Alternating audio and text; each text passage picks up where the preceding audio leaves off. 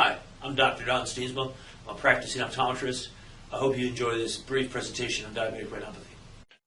Diabetic retinopathy is a serious complication of diabetes. It is a leading cause of blindness in this country. It occurs when the diabetes damages the tiny blood vessels inside the retina.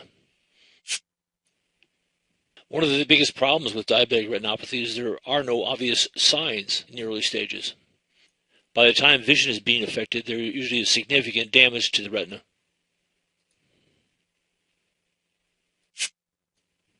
There are 5 stages of diabetic retinopathy: mild non-proliferative retinopathy, moderate non-proliferative retinopathy, severe non-proliferative retinopathy, and proliferative retinopathy.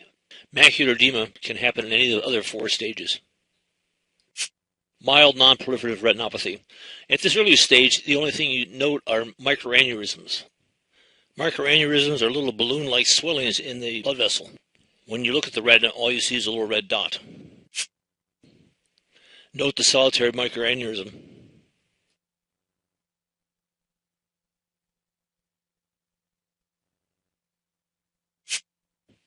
As the retinopathy worsens to a moderate level, more and more blood vessels are breaking down, releasing blood. What you would note would be small little hemorrhages throughout the retina. Note the multiple small hemorrhages throughout the retina.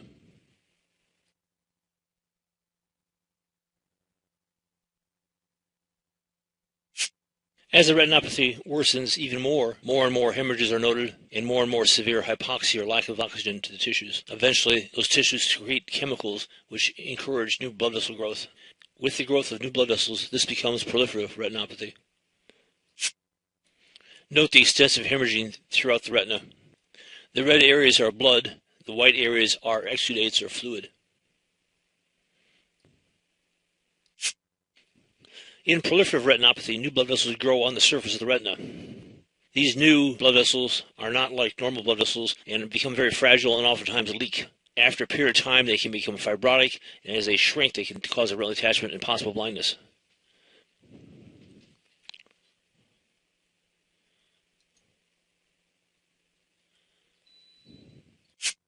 Note the unusual looking blood vessels within the circle.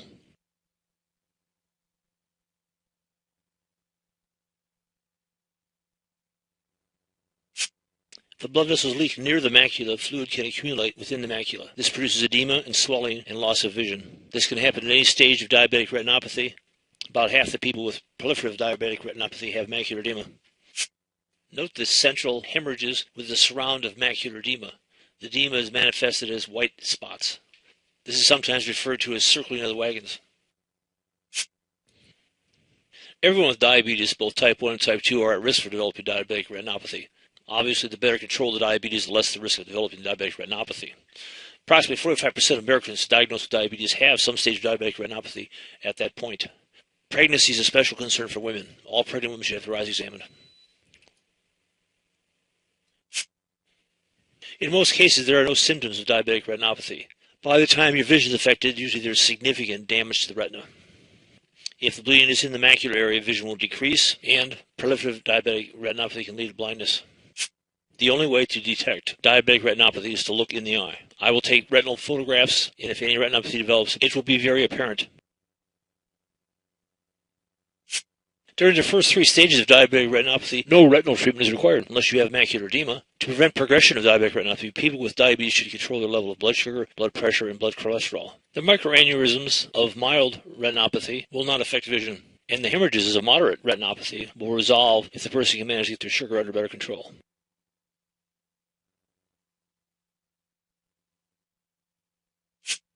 There are 3 ways to treat proliferative retinopathy: scatter laser treatments, VEGF therapy, and vitrectomy surgery. In scatter laser treatments, multiple laser burns are produced in the peripheral retina. This damages the peripheral tissues, which decreases their need for oxygen. Therefore, there's more oxygen for the central macular area. Note the thousands of peripheral laser scars, and also note some central hemorrhaging.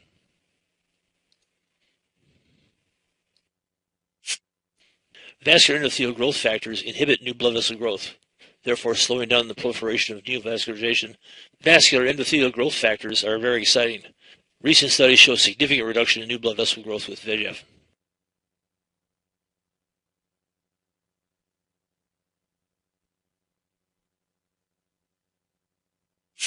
Vitrectomy is a surgical procedure in which they remove the blood-stained vitreous tissues. It does not stop the progress of the disease. It only removes the cloudy vitreous, allowing better vision.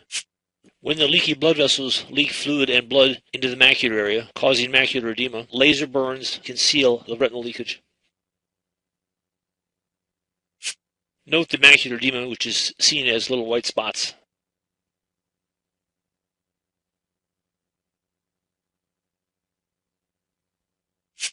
Note the dark laser scars.